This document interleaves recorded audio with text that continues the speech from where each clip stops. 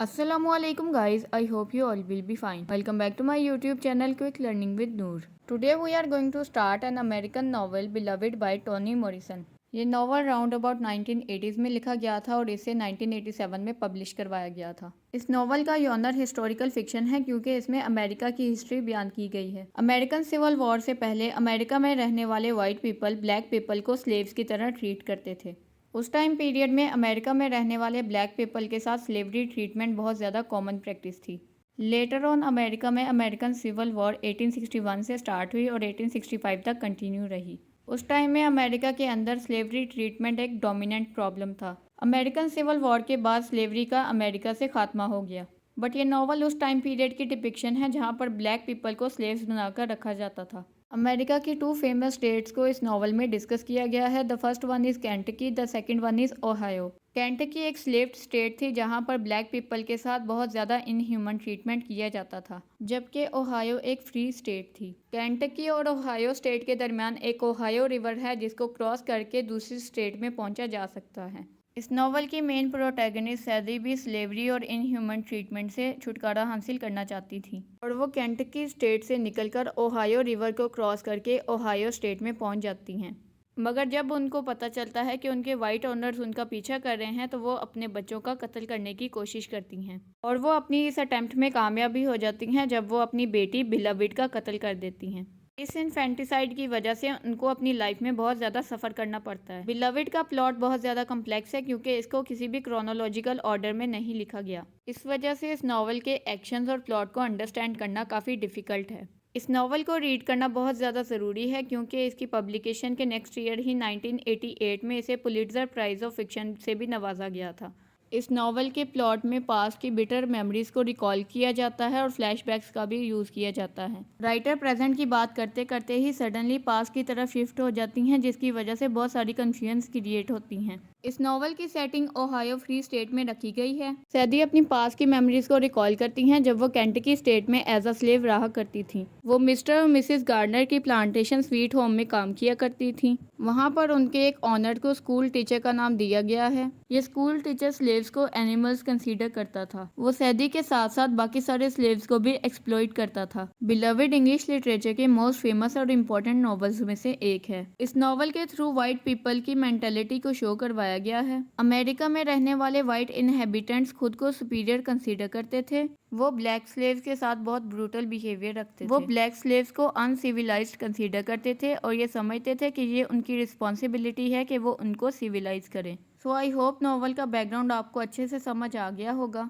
Now we will discuss Beloved novel in detail. The novel was written by Toni Morrison, who was an American novelist. She also won Nobel Prize for Literature in 1993. Now we will discuss the title of the novel. Beloved एक eponymous novel है। Eponymous novel ऐसे novel को कहते हैं जिसमें main character के नाम पर ही नॉवल का नाम रखा जाए।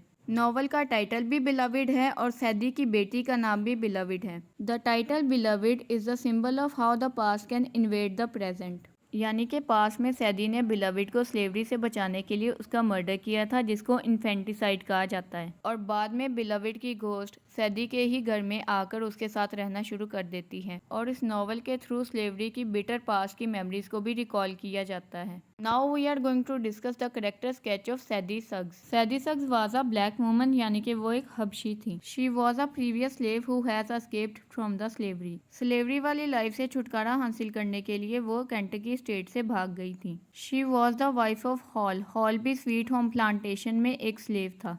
जब सैदी ने केंटकी से भागने का इरादा किया था तो हॉल भी उनके साथ था, मगर बाद में हॉल का कुछ पता नहीं चलता। इस नॉवल में भी ये नहीं बताया जाता कि बाद में हॉल के साथ क्या होता है। Sethe was the mother of Howard, Buglar, Beloved and Denver. Howard Sethe और हॉल का सबसे बड़ा बेटा होता है। बगलर हावर्ड का छोटा भाई होता है। तीसरे नंबर पर सैदी और हॉल की बेटी बिलविड आती है जिसके अराउंड ये सारी नॉवल रोटेट करती है। और लास्ट नंबर पर डेनवर आती है जिसकी बर्थ किसी मेडिकल से कम नहीं, क्योंकि उसकी बर्थ का टाइम तब आता है जब सैदी बहुत ज़्यादा बीमार होती है और वो केंटकी स्टेट को छोड़कर भाग रही होती है। डेनवर की बर्थ ओहायो रिवर को क्रॉस करते हुए एक बोट में होती है। सैदी शख्स को अपने बच्चों से बहुत ज़्यादा लगाव होता है और उसकी सिर्फ एक ही विश होती है कि जैसे स्लेवरी वाली लाइफ मुझे गुजारनी पड़ी है वैसी लाइफ मेरे बच्चों को ना गुजारनी पड़े। She attempted to kill all her children to save them from slavery. According to her, slavery में फिजिकल, इमोशनल, सेक्सुअल और स्पिरिचुअल ट्रॉमा फेस करना पड़ता है।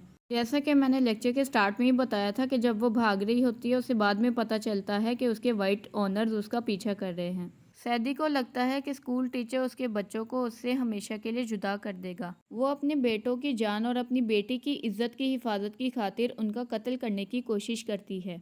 इस टाइम पर उसके दो बेटे होते हैं, हॉवर्ड और बगलर, और उसकी एक बेटी बिलाविड। और उस टाइम पर वो डेनवर से प्रेग्नेंट भी होती है। वो बिलाविड की गर्दन पर आरी फेर कर उसका कत्ल कर देती है ताकि उसको स्लेवरी की लाइफ से बचा सके। सैदी अपने बेटों को भी मारने की कोशिश करती है मगर स्टैम्पेड नाम का एक आदमी उनको बचा लेता है। She tried to kill them in an act of motherly love and protection. Sethe death को स्लेवरी वाली लाइफ पर प्रेफरेंस देती है। सैदी के अकॉर्डिंग अगर लाइफ स्लेवरी में गुजारनी पड़े तो उससे बेहतर मौत है। School teacher was a cruel man and he treated slaves as animals. School teacher slaves के साथ बहुत बुरा सलूक रखता था, वो उनको एनिमल्स कंसीडर करता था। अगर स्लेव से कोई छोटी सी भी गलती हो जाती थी तो वो उनको कड़ी सजाएं देता था। कभी उनको दरख्तों से बांध देता था और कभी उनको चाबुक से मारता था। School teacher's nephews abducted Sadie in front of her husband Hall, who later on became psychologically ill. School teacher slaved woman को सेक्सुअल टॉय की तरह यूज करता था। जब हॉल की वाइफ सैदी के साथ स्कूल टीचर के नेफ्यूज ने सेक्सुअल असॉल्ट किया तो वो ये सब कुछ बर्दाश्त न कर सका और वो साइकोलॉजिकली ट्रॉमाटाइज हो जाता है। इन इवेंट्स के थ्रू ये दिखाया जा रहा है कि स्लेव्स का अपनी लाइफ पर कोई कंट्रोल नहीं था। वाइट पीपल ब्लैक पीपल यानी कि स्लेव्स को अपनी प्रॉपर्टी कंसीडर करते थे। वो स्लेव्स को अपनी प्रॉपर्टी की तरह यूज करते थे। नॉवल की सेटिंग ओहायो स्टेट में रखी गई है मगर इसमें बहुत सारे पास्ट इवेंट्स ऐसे दिखाए जाते हैं जिनकी सेटिंग केंटकी स्टेट में है। केंटकी स्टेट में रहते हुए सैदी स्वीट होम प्लांटेशन पे काम किया करती थी, लेकिन जब वो केंटकी स्टेट से निकलकर ओहायो स्टेट में आती हैं तो फिर वो सॉयर्स रेस्टोरेंट में as a cook job start कर देती हैं। She is the protagonist of the novel. Ohio state में रहते हुए वो इंडिपेंडेंट वुमेन बन जाती हैं क्योंकि वो अपने घर की सारी जिम्मेदारी खुद उठाती हैं। वो ये सारी सर्विसेज और जॉब अपने बच्चों की खातिर करती हैं। केंटकी स्टेट में रहते हुए सैदी मिस्टर और मिसिस गार्नर की प्लांटेशन स्वीट होम पर काम किया करती थी, जो कि गुड नेचर वाइट पीपल थे। वो अपने स्लेव से सिर्फ काम करवाते थे, उन पर जुल्म या तशद्दुद नहीं करते थे। पॉल डी भी सैदी और हॉल के साथ स्वीट होम प्लांटेशन पर एज अ स्लेव काम किया करता था। वो सैदी को बहुत ज़्यादा पसंद करता था और जब हॉल का कुछ पता नहीं चलता तो वो सैदी के साथ आकर उसके घर में भी रहता है। पॉल डी, सैदी, डेनवर और बिलविड की घोस्ट 124 ब्लूस्टोन रोड पर रहते थे, जो कि सिंसिनाटी के बाहर वाक़या है। उस घर में बिलविड की घोस्ट भी उनके साथ आकर रहना शुरू कर देती है। बिलविड की घोस्ट के थ्रू नॉवल में सुपरनेचुरल एलिमेंट्स दिखाए गए हैं। अपनी पास्ट लाइफ की वजह से सैदी बहुत ज़्यादा सफ़र करती है और बाद में आकर बिलव्ड की घोस्ट भी उससे बदला लेती है और बिलविड का कत्ल करने की वजह से सैदी को जेल भी जाना पड़ता है। टाउन के लोग भी उसके साथ अच्छा रिलेशनशिप नहीं रखते, इवन दो वो उसे टाउन में रहने की इजाज़त भी नहीं देते। आई होप आपको ये टॉपिक अच्छे से समझ आ गया होगा। If you have any query then you can ask in the comment section. अगर आप चैनल पर न्यू हैं तो चैनल को सब्सक्राइब कर दें और साथ बेल आइकन को भी प्रेस कर दें ताकि आपको मेरी हर नई वीडियो का नोटिफिकेशन मिलता रहे। वीडियो पसंद आई है तो वीडियो को लाइक कर दें, दोस्तों के साथ शेयर भी कर दें। We will meet in the next lecture. Till then, अल्लाह हाफिज़।